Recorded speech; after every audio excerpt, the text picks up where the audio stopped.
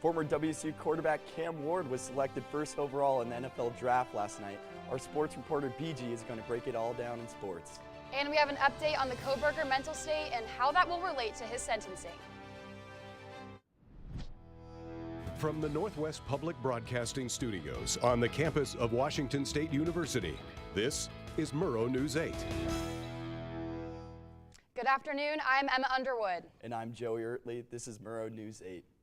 A 30-year-old man from Clarkston has been arrested in Pullman, accused of kidnapping and raping a woman from the Spokane area. Police say the woman met Victor Villela at a bar Tuesday night. Then he drove her to an apartment and assaulted her. She escaped the next morning and went to the hospital.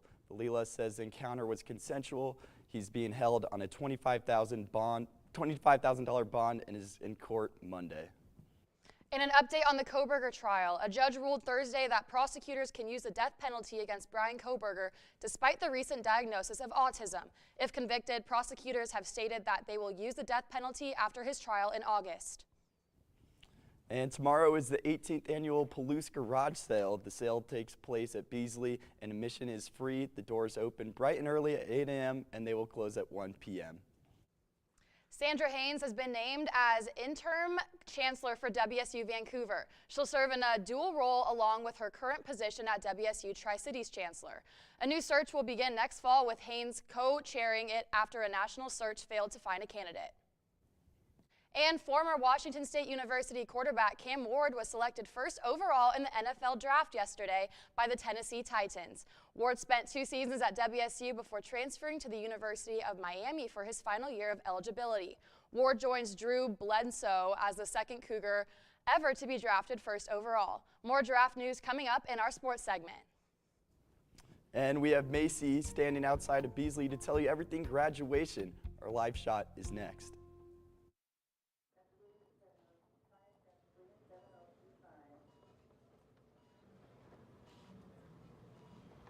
It's okay to be scared. You don't have to be so strong.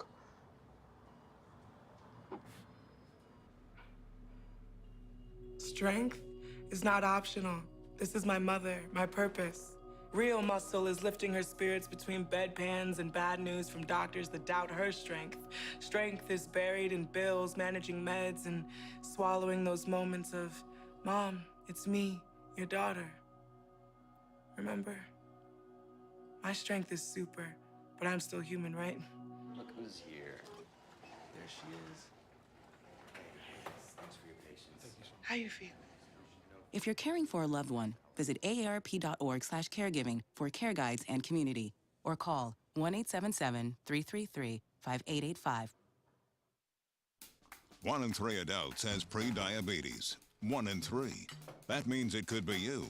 Your favorite brother, your other brother, you, Yes. your football buddy, your football buddy, you, the boss's boss. If 1 in 3 adults has prediabetes, that means it could be you, your barber, your barber's barber. Nice work. Thanks. You, your plumber, Breathe right into your foot. your plumber's masseuse. Yes. You, your dog walker, On your left. your cat jogger. Or you, your co-pilot, your co-pilot's co-pilot. While 1 in 3 adults has prediabetes, with early diagnosis, prediabetes can be reversed. Take the risk test at doihaveprediabetes.org to know where you stand.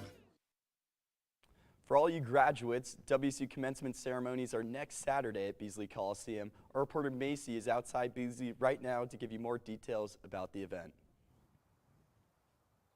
I'm standing right out here outside of Beasley Coliseum where WSU is about to have their annual commencement ceremony next Saturday on May 3rd. Seniors, there's a couple of quick announcements for you if you're preparing to graduate. 1, make sure that you have your grad pass. If you don't already, check your email, otherwise you're not going to be able to walk. The other one is to make sure that you arrive at least 30 minutes early before your assigned ceremony. There's going to be one at 8 a.m., one at noon, and one at 3:30. Another quick note is that parking is going to be extremely busy. It is recommended, if you can, either carpool or walk to the ceremony. Otherwise, good luck, seniors, and have a great graduation. Back to you guys at the desk. The WSU graduation commencement will be taking place on May 3rd. Congratulations to all graduating Cougs. You have finally made it. If you haven't signed up for commencement yet, you will need to fill out a late ad reader card in the Chancellor's office located in Van Doren Hall 104A. And speaking of graduation, our reporter Evan Suarez has a story on graduating students' college journey. And Ron Morgan of Colfax has dropped out of the race, county commissioner. He had previously planned to run for the seat and is being vacated by Michael Largent. That leaves Chad Witzel and Cody Finch still running, according to Pullman Radio News. If no one else files, the two Republicans will face off in November's general election, and candidate filings open May 5th. A package shows up at the door, but this isn't just any package. It's got a cap and gown inside, ready to be worn for graduation. Why so special, you may ask? For Shelby Rivera, a first-generation college student, she's the first in her family to not only go to college, but also graduate. I come from a small town, Yakima. Most people stop going to school after high school. My mom didn't have the opportunity to go to college. She was a single mom of 5 kids. So college just wasn't in the cards for her. And being able to go to college is like a huge milestone, not just for myself, but for my entire family, just for being the first one to go. But being a first-generation college student for Shelby had come with some challenges, working full-time while still maintaining her full-time education. I think the biggest challenge was the financial aspect of it. Having to have a full-time job and then also being a full-time student was pretty challenging, having to navigate the time and focus on things. Definitely wasn't easy, but it's rewarding at the end of the day, for sure. Less than half of full-time college students have full-time jobs where they have to manage their time and money better than most. Shelby told me, though, that this wasn't her only challenge. It was also making time for her personal needs, like hanging out with friends. Of trying to hang out with friends and seeing my family. It was definitely hard, but rewarding in the end. It's a challenge not burning yourself out and continuing to go. But at the end of the day, the reward of just being in college and having my degree that will help me go towards my future goals is rewarding enough. Shelby had told me that right here in the hall and library and in the study rooms is where she was able to balance her education, work, and friendships all the best while just doing homework together, and that she knows that nothing has made her family more proud than of her taking her own journey. They're proud that I decided to take my own journey and do things that wasn't following what everyone else did. So. Reporting in Pullman, this is Evan Suarez. Thank you, Evan. That was amazing. A 5,000-foot student center success for veterinarian students has opened. The Vet Med Den in Wegner Hall has all new furniture, a wellness room, private conference rooms, and a small kitchenette. It was paid for through a donation from Coug parents Candy and Rick Hawley. In Washington State University, new President Elizabeth Cantwell may face up to 2 months of unpaid furlough each year as part of the university-wide budget cuts. The WSU Board of Regents revealed the potential furloughs in February's meeting notes, though no decision has been made yet.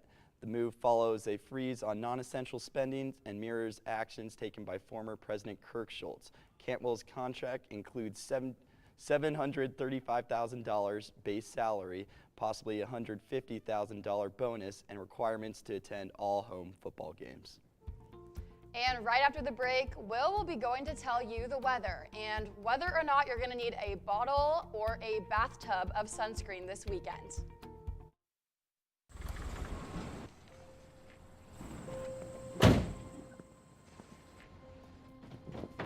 Dad, they took over my bedroom. Come on, come on. Okay, Dad. 1, 2, 3.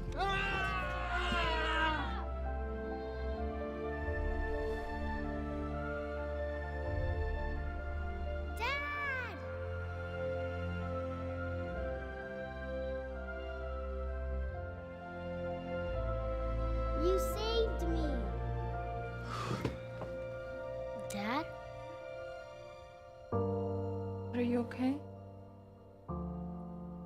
I'm fine, dear.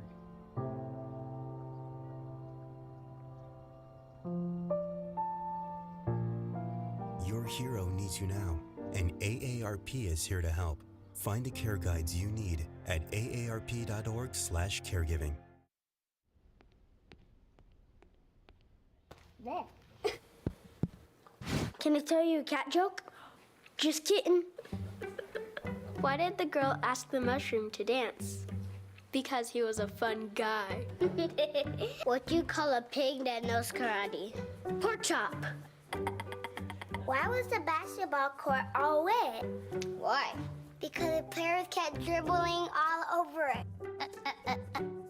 Can I tell you another one? So how does a tissue dance? Put a little boogie on it. What's Beethoven's favorite fruit? Banana. What is a boxer's favorite drink? Fruit punch. The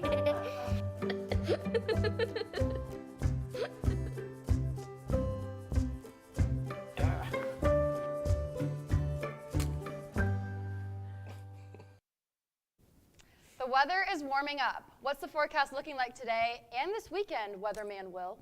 Well, thank you, Emma. And as you said, you're going to need a bathtub of sunscreen today. It's going to be 70s throughout today and a low of 44. It's still low throughout this spring, but the wind's not really high today, but it's going to be sunny, no cloud cover. Lather up, you will get burnt. And as we move on, that heat streak will continue into tomorrow. A little less, a little bit more cloud cover, partly sunny tomorrow, 69 degrees, and there's going to be a little bit lighter winds, so it might trade off pretty well. I would say today and tomorrow are your days to really get it going.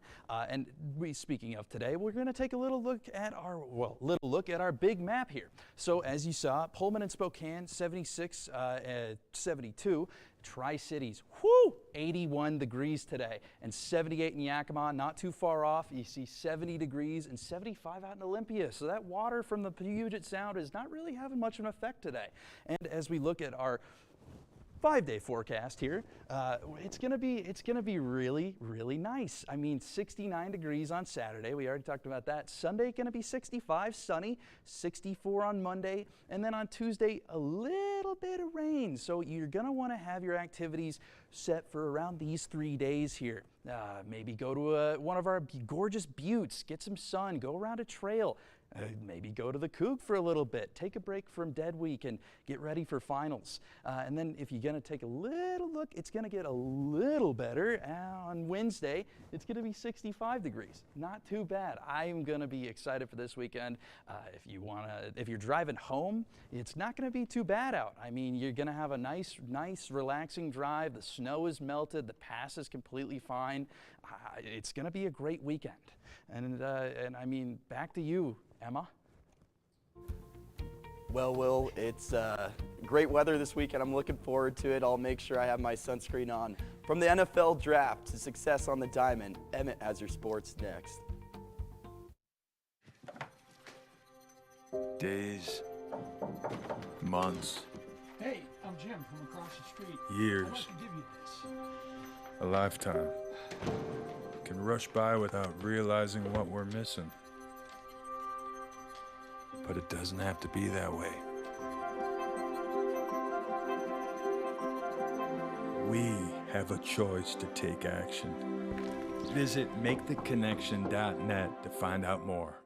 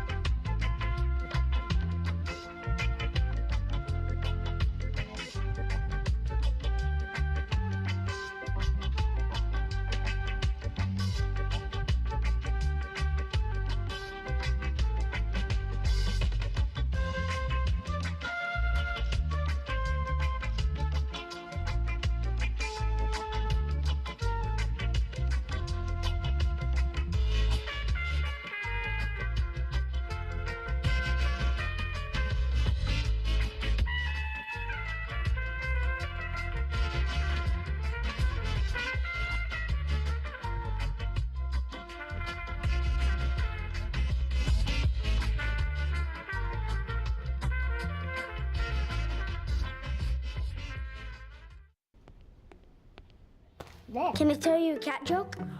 Just kidding. Why did the girl ask the mushroom to dance? Because he was a fun guy. What do you call a pig that knows karate? Pork chop. So how does a tissue dance? Put a little boogie on it.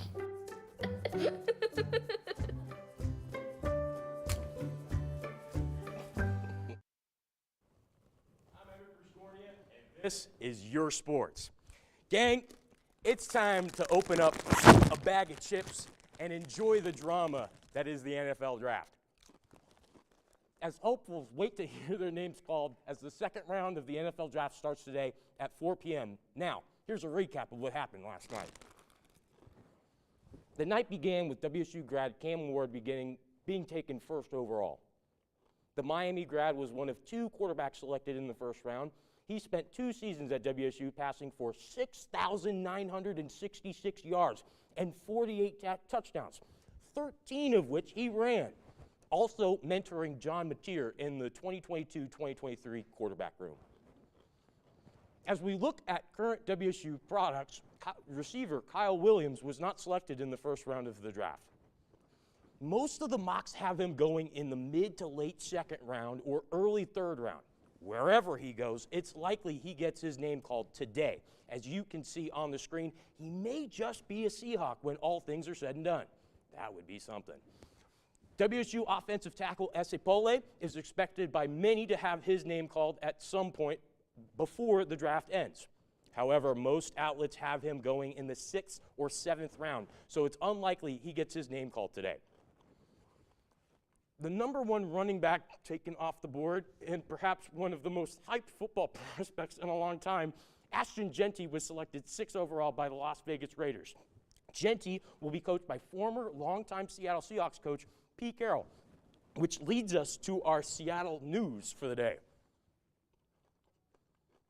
The Seattle Seahawks select Gray Zabel, guard, North Dakota State. There's your guy.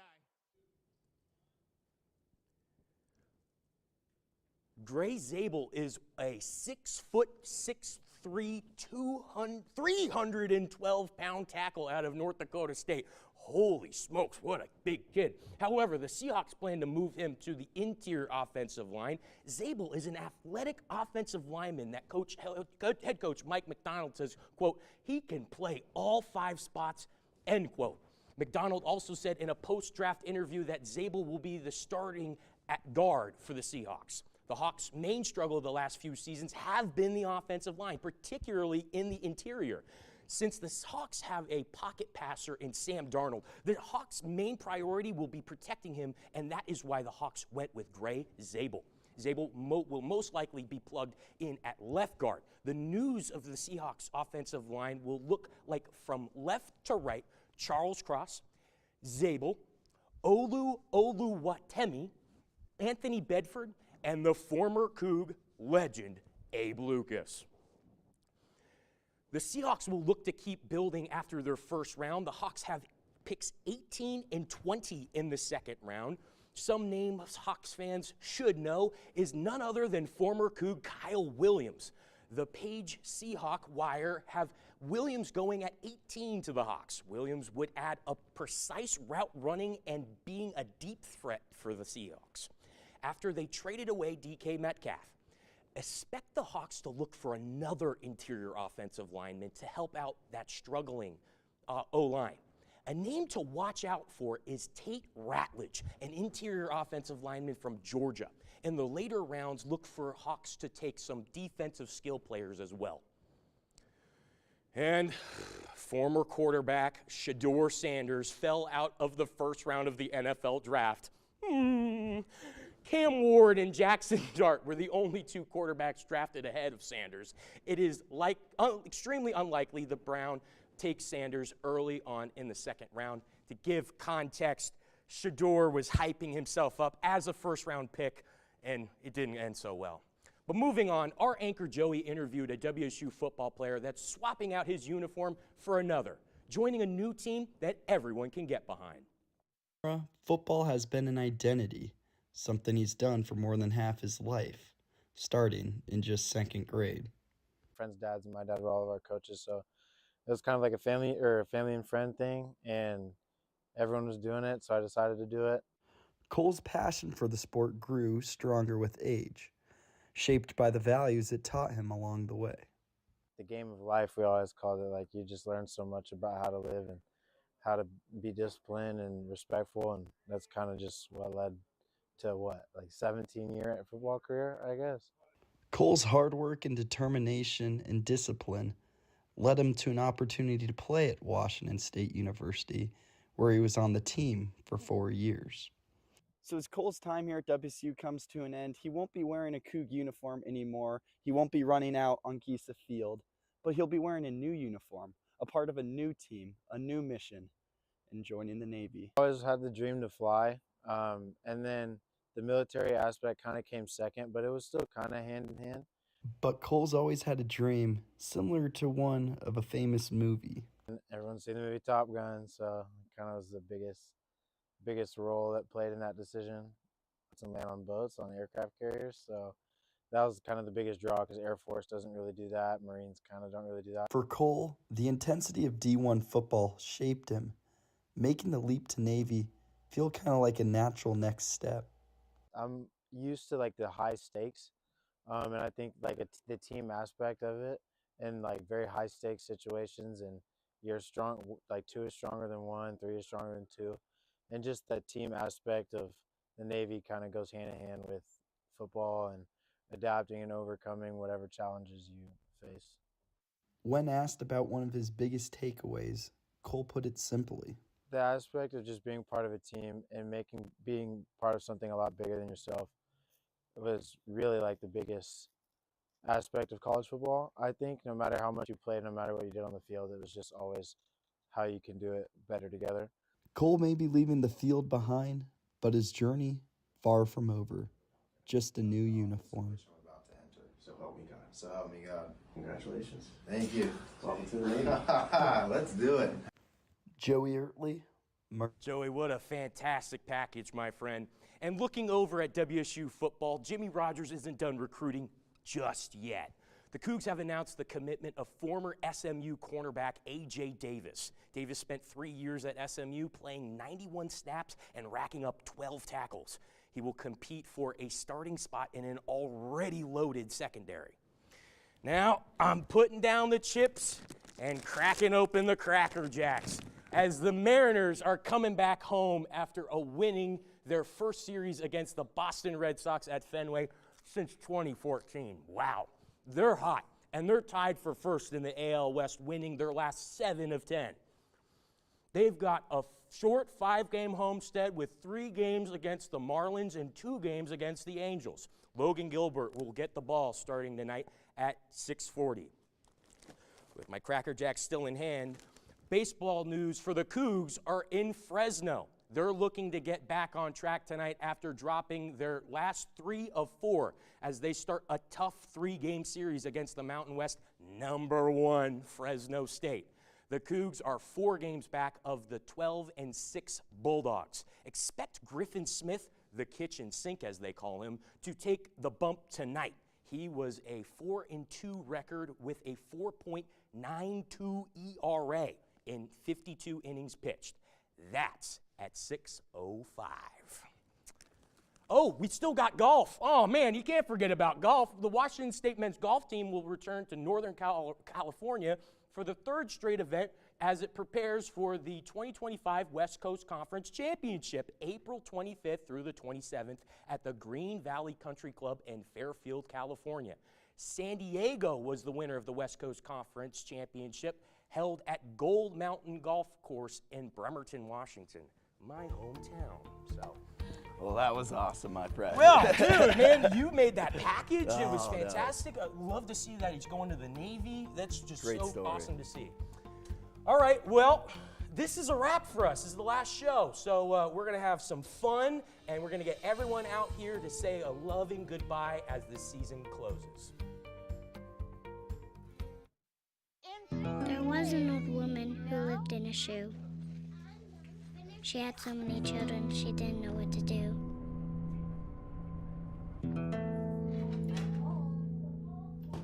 She gave them some broth without any bread and kissed them all soundly. Lights out. Good night. And put them to bed. Hunger is a story we can end. End it at feedingamerica.org.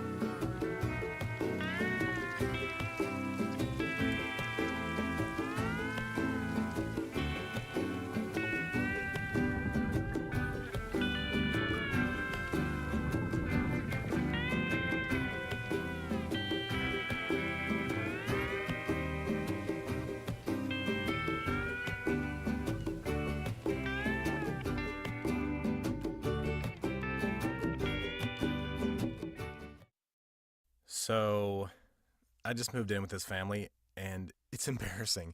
The little one, he likes to go outside and crawl around in the giant litter box. I don't know what he's doing. I mean, I was born and I knew how to use the litter box. Look at that! That's disgusting! Oh, poop already! You're making me nervous.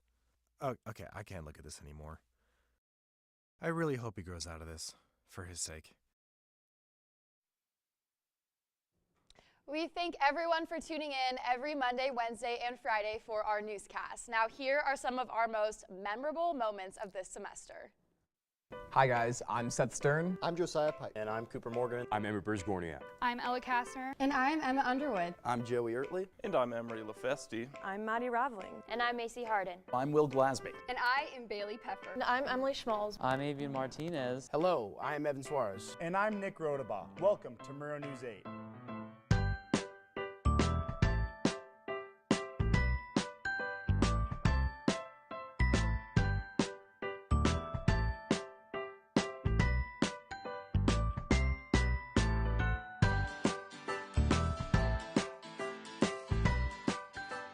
Well, fellas, it's a good time here in Pullman, Washington. WSU baseball headed to Corpus Christi for the Kleberg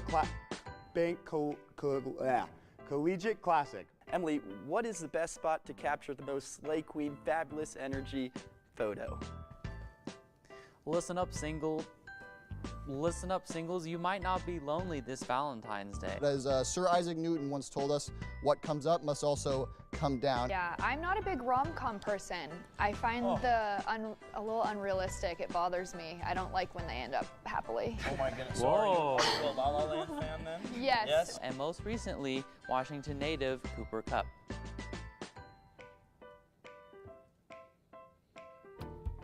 Last Sunday, the local flooding caused Pine Street.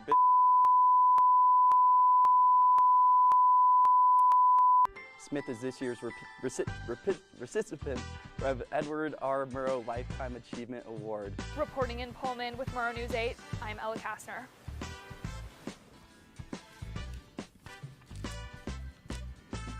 Roads have been closed recently due to the flooding in the Pullman-Moscow area. There were quite a few school district closures this morning, as well as some delays too due to the snowfall. Genesee, Potlack, Whit Plain School District, and Deary and Troy were all closed today, while Garfield, Palouse, Pullman, Colton, Tico, and Rosalia were all delayed 2 hours.